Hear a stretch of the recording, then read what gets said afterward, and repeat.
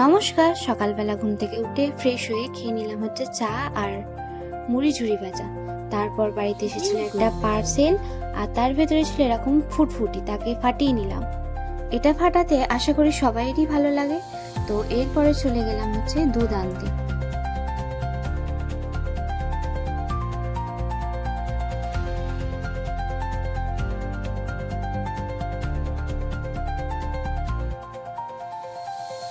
এরপর ঘরে এসে মাকে একটু সাহায্য করে দিলাম।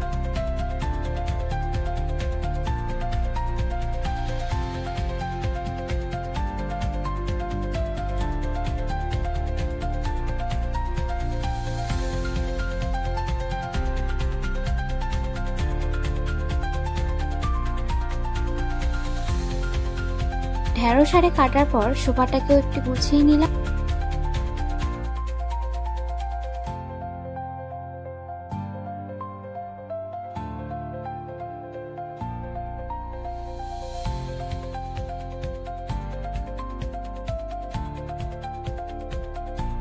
সোফাটা গোছানো শেষ, আর পাড়াতে চলে এলো জুতো বিক্রি করতে।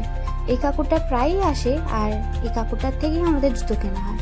জুতোর টেকসই খুব ভালো, অনেক ভ্যারাইটি ছিল, এবং সেখান থেকে বাপির আর দাদার জুতো কিনে নিলাম এবং পরেও দেখে নিচ্ছি কিরকম।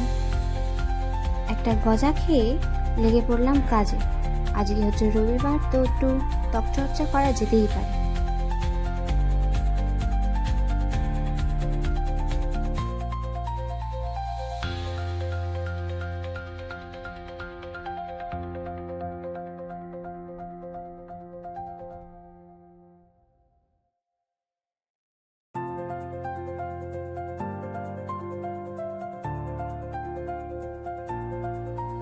স্নান আর সেরে বসে পড়লাম খাওয়া দাওয়া করতে। তো আজকে মেনুতে ছিল হচ্ছে ভাত, ডাল, ডিম ভাজা আর ঢেঁড়স চচ্চড়ির সঙ্গে আচার। খাওয়া দাওয়া করে একটু ভাত ঘুম দিয়ে দিলাম। তারপর ঘুম থেকে উঠে দিয়ে দিচ্ছি হচ্ছে গাছে জল।